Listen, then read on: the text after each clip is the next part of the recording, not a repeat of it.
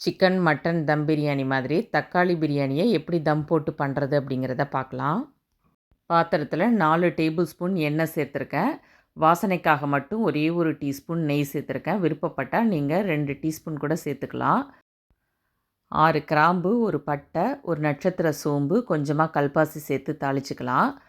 4 வெங்காயத்தை நீல வாக்கில் கட் பண்ணி சேர்த்து நல்லா வதக்கி எடுத்துக்கிறேன். வெங்காயம் நல்லா வதங்கினதும் 4 பச்சை மிளகாவை கீறி சேர்த்து அதையும் இது கூடவே வதக்கிக்கிறேன். அடுத்ததாக 2 டேபிள் ஸ்பூன் இஞ்சி பூண்டு பேஸ்ட்டு சேர்த்து நல்லா பச்சை வாசனை போகிற வரையும் வதக்கி எடுத்துக்கலாம். இஞ்சி பூண்டு பேஸ்ட்டு வதக்கும் போதே ஒரு டேபிள் ஸ்பூன் உப்பு சேர்த்து வதக்கிக்கோங்க. வெங்காயமும் இஞ்சி பூண்டு பேஸ்ட்டும் ரொம்ப சீக்கிரமாக வதங்கிடும். இஞ்சி பூண்டு பேஸ்ட்டு நல்லா வதங்கின பிறகு ஒரு கைப்பிடி புதினா தழை சேர்த்துக்கலாம்.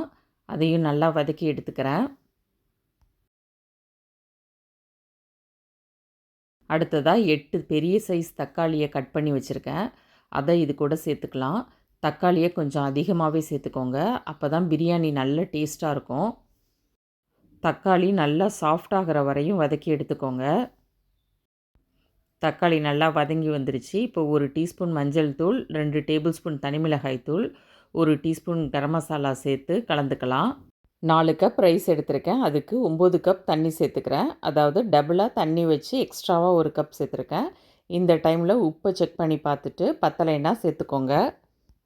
பாஸ்மதி ரைஸ் யூஸ் பண்ணி பண்ணுறதா இருந்தால் 1 கப் ரைஸுக்கு 1.5 கப் தண்ணி சேர்த்துக்கோங்க.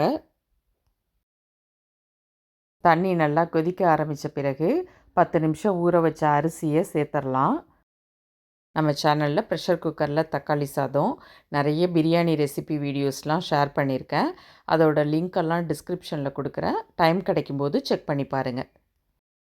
அரிசியை நல்லா கலந்து விட்டு ஒரு கைப்பிடி மல்லித்தழை சேர்த்துக்கலாம். 1/4 மூடி மட்டும் எலுமிச்சம்பழத்தை பிழிஞ்சு விட்டுக்கோங்க. இதை ஒரு முறை கலந்து விட்டு மூடி போட்டு வச்சிடலாம். தண்ணி குறைஞ்சி அரிசி ஓரளவுக்கு குக் ஆகிற வரையும் 2 தடவை மூடியை திறந்து கலந்து விட்டுக்கோங்க. வீடியோ பார்க்குறவங்க மறக்காமல் நம்ம சேனலை சப்ஸ்கிரைப் பண்ணிக்கோங்க. இந்த வீடியோ பிடிச்சிருந்தால் ஒரு லைக் கொடுத்துருங்க. உங்கள் ஃபேமிலி அண்ட் ஃப்ரெண்ட்ஸுக்கும் ஷேர் பண்ணிவிடுங்க. 2 நிமிஷத்துக்கு பிறகு திரும்பவும் ஓப்பன் பண்ணி பார்க்கலாம். இப்போது அரிசி தண்ணி எல்லாம் ஒன்றா கலந்து தண்ணி 3/4 வாசிக்கு மேலே குறைஞ்சிருச்சு. இந்த டைமில் தான் நம்ம தம் போடணும். கலந்து விடும்போது பொறுமையாக கலந்து விட்டுக்கோங்க. வீட்டில் யூஸ் பண்ணாத தோசைக்கல் இருந்தால் அதை ஸ்டவ் மேலே எடுத்து வச்சுக்கோங்க. அதுக்கு மேலே நம்ம பாத்திரத்தை தூக்கி வச்சிடலாம். மேலே ஒரு மூடி போட்டு அதுக்கு மேலே ஒரு வெயிட் வச்சுடுங்க. இது அப்படியே 7 நிமிஷத்துக்கு இருக்கட்டும். 7 நிமிஷத்துக்கு பிறகு ஓப்பன் பண்ணி பார்க்கலாம். தக்காளி பிரியாணி பர்ஃபெக்டாக குக் ஆகிருக்கு. பார்க்க எவ்வளோ சூப்பராக வந்திருக்கு பாருங்கள். நல்லா உதிரி உதிரியாக நல்லா அருமையாக பிரியாணி ரெடி ஆகிடுச்சு. ஒரு முறை ட்ரை பண்ணி பாருங்கள். பார்த்துட்டு எப்படி இருந்ததுன்னு ஷேர் பண்ணுங்கள். தேங்க்யூ.